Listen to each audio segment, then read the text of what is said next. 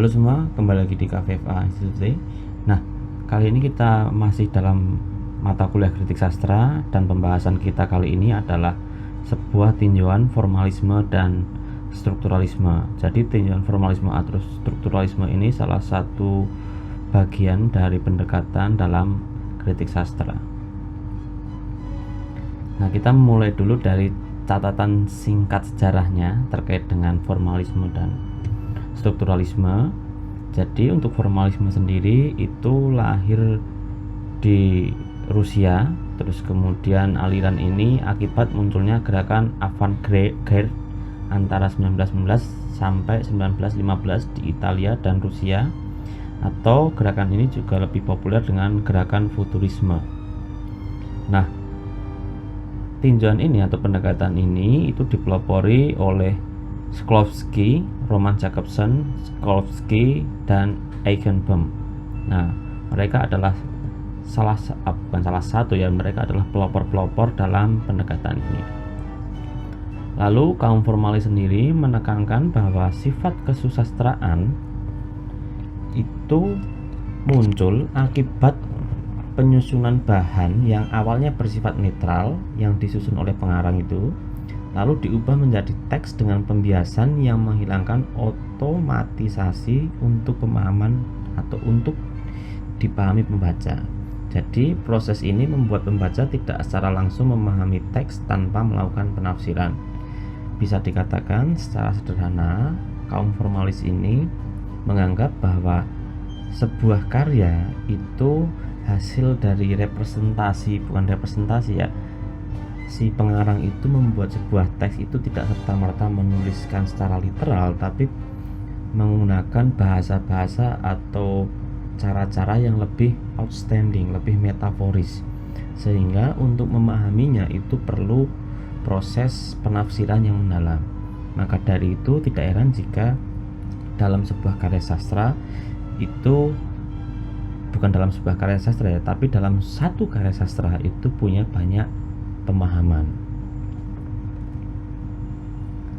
Nah, kita mulai dari satu-satu dulu. Roman Jakobson ini salah satu orang yang cukup populer, bukan cukup populer ya, memang impopuler dalam bagian ini.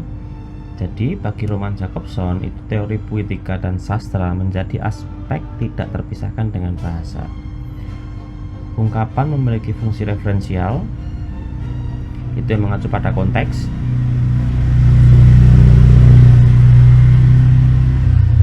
Fungsi emotif mengacu pada pembaca, fungsi konotatif itu penerima, juru bicara, dan isi. Sehingga secara sederhana Jakobson ini atau teorinya Jakobson ini memunculkan efek komunikasi veral.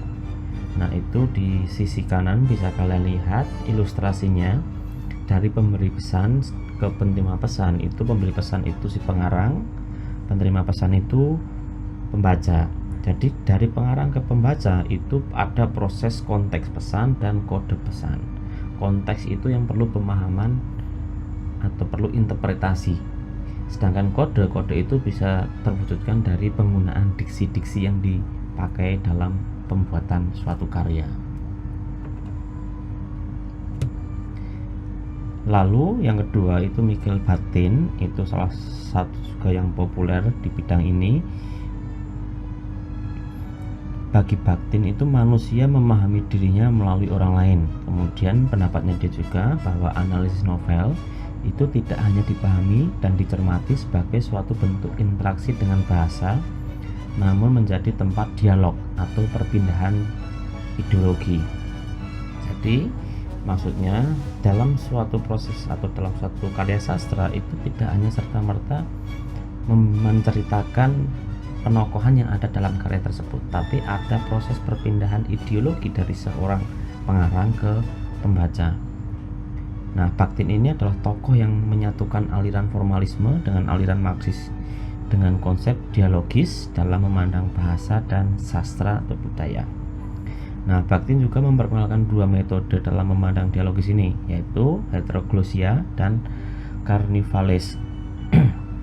Heteroglossia sendiri itu mengungkapkan kesengajaan mitologi, sosial, politik, agama, dan sistem sastra bersama dengan unsur lain.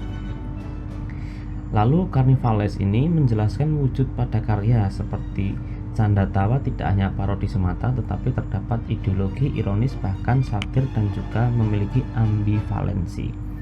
Jadi bisa dikatakan ideologi itu muncul dalam sebuah atau dalam setiap suatu karya sastra, entah itu mengungkapkan mitologi, sosial, politik, agama, budaya, bahkan dalam sebuah canda tawanya atau hal-hal yang sifatnya itu jokes, humor dalam suatu karya itu bisa jadi bentuk satir, bentuk suatu ideologi yang menyindir ideologi lain. Nah, itu Bakhtin itu seperti itu.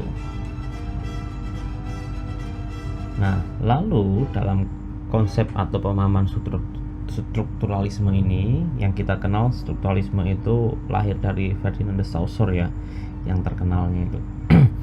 Dalam strukturalisme sastra itu dibagi menjadi dua, yang pertama kinetik, yang kedua dinamik. Nah, strukturalisme kinetik itu tidak lepas dari elaborasi antara strukturalisme dengan Marxisme. Nah, strukturalisme genetik menilai bahwa karya sastra perlu mengkaji tentang kehidupan pengarang dan realitas sosial turut menentukan estetika karya. Sedangkan strukturalisme dinamik itu lebih mengutamakan karya-karya besar. Selain itu, strukturalisme dinamik juga lebih fokus pada struktur tanda serta realitas yang melengkapi. Jadi ini dalam strukturalisme itu sendiri ada dua hal yang berbeda, perbedaannya dalam pemahaman genetik dan dinamik. Nah, mungkin itu saja terkait tinjauan terkait formalisme dan strukturalisme. Ini adalah bagian sederhana. Kalian bisa pahami lebih lanjut terkait formalisme dan strukturalisme dari buku-buku yang lebih spesifik menjelaskan tentang formalisme itu sendiri dari sejarahnya sampai perkembangannya sekarang. Bahkan di strukturalisme juga sudah sangat berkembang, itu bisa kalian baca sendiri referensinya. Dari strukturalisme sampai post strukturalisme itu ada. Nah, mungkin itu saja yang bisa saya sampaikan dalam video kali ini. Jika ada hal yang ingin kita diskusikan, bisa komentar. Jangan lupa subscribe. Ciao.